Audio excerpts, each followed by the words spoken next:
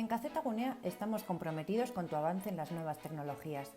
Por ello, y durante el cierre de nuestros centros a causa del coronavirus, tendrás asistencia telefónica y vía correo electrónico para despejar todas tus dudas tecnológicas.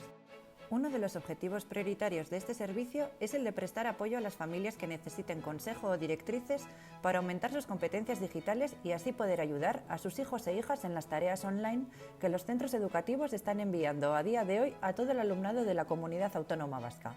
También cualquier persona que necesite asistencia para la resolución de cualquier duda en torno a las tecnologías de la información y la comunicación puede realizar su consulta telefónicamente o por correo electrónico.